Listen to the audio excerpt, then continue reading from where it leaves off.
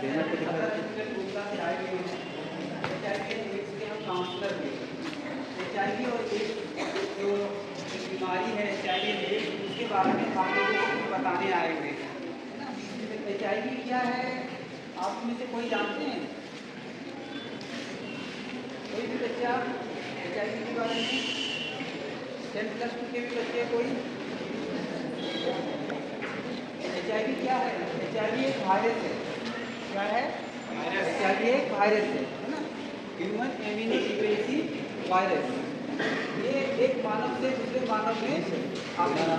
तो एक मानव जब किसी एक व्यक्ति से दूसरे व्यक्ति में आते हैं तो वो कैसे आते हैं, उसका रूट क्या है? जैसे कोविड हुआ था तो वो हवा से आते थे, है ना। लेकिन HIV का वायरस कैसे आते हैं? HIV होने के 4 कारण है ना। क्या कारण है? 4 ही है, 5 भी कोई कारण नहीं है। 4 क्या कारण है कि जैसे अभी न्यूज में चल रहा है, झारखंड में हमारे बहुत बड़े हादसे हुए हैं चाईबासा में, है ना। टीवी में देख रहे हैं, न्यूज में दे रहे हैं, है ना। क्या हुआ था, वहाँ पर संक्रमित ब्लड चढ़ा दिया था थैलेसीमिया बच्चे को, है ना। तो उनको जब चढ़ा दिया गया तो उनको हो गया, है ना।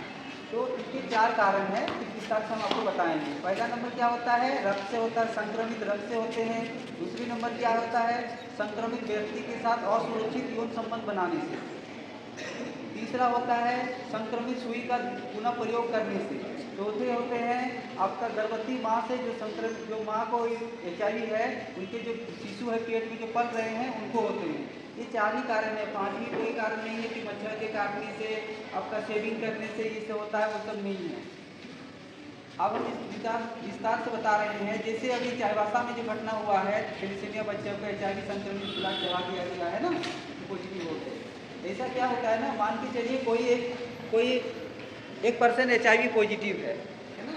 तो पॉजिटिव है, उनका जो पार्टनर होता है वो अब क्या है, नेगेटिव है। तो उनको हम लोग क्या बोलते हैं? Window period. क्या बोलते हैं इसको? Window period.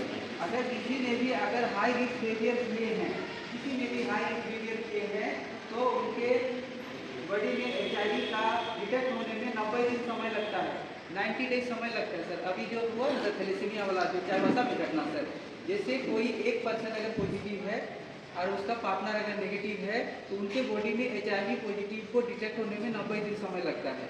लेकिन ब्लड बैंक में क्या होता है, ब्लड बैंक में कोई भी ब्लड को 42 दिन ही रख सकता है ना। अभी मान के चलिए हम गए, अब डोनर किए, अभी हमारा टेस्ट हुआ तो अभी नेगेटिव अभी है, लेकिन आज ही किसी को तो ब्लड दे दिया गया, लेकिन वो ब्लड जिसके भी बॉडी में चढ़ाया गया वो 90 दिन बाद वो रिफ्लेक्ट करेगा, और 90 दिन बाद जब वो रिफ्लेक्ट करेगा तो वो दिखेगा।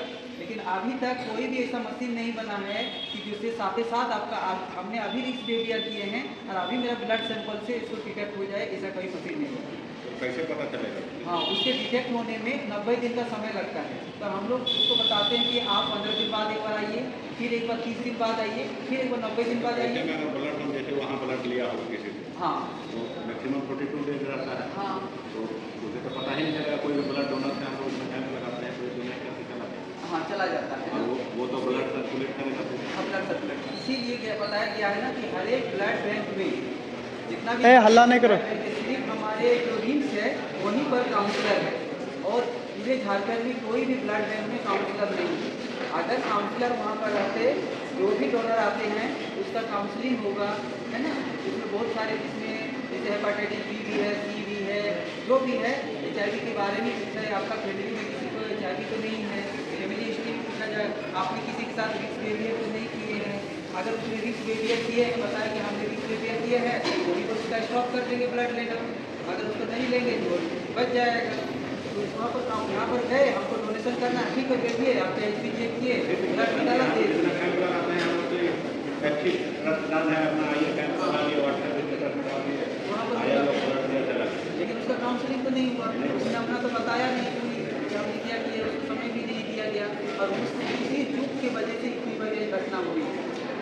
कहीं ना कहीं उसके लिए तो हॉस्पिटल प्रबंधन की वसूली देती है,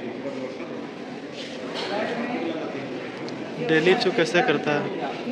सुई जो होता है, पहले क्या होता था, एक सुई को प्रयोग करते थे और फिर पुनः उसको क्या करते थे, पुराने जमाने में 10 साल पहले उसको साफ कर लेते थे, उसको फिर लगा देते थे, लेकिन अभी नहीं है, वो खत्म हो गया। अभी एक बार लगाते हैं फिर उसको डिस्पोज कर देते हैं। लेकिन उससे जगह में क्या हो गया है ना, जैसे पहले बड़े बड़े शहरों में था, अभी छोटे छोटे हमारे खुला में भी हो गए। क्या हो गए हैं, रग गिरते आ गए हैं। बहुत सारे लड़के एक दूसरे को देखते हैं, रग लेते हैं, फिर उसको ग्रुप में नीडल से शेयरिंग करते हैं, है ना। उनमें से अगर किसी एक को भी अगर HIV पॉजिटिव है तो नीडल जो शेयरिंग करते हैं उससे उनको हो जाता है। दो हो गए।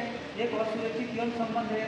अगर कोई भी व्यक्ति अगर यौन संबंध स्थापित करता है तो सुरक्षित तरीका से और असुरक्षित, इसमें बताया गया असुरक्षित। असुरक्षित कब होता है, जब हम किसी बिना निरोध का प्रयोग करते हैं तो असुरक्षित हो जाता है, प्रयोग करें तो सुरक्षित हो जाता है। चौथी होता है माँ। अगर कोई माँ को HIV पॉजिटिव है, उसको HIV है, उसके पल रहे जो उसके पेट में जो शिशु पल रहे हैं ना, उनको हो जाने की संभावना है।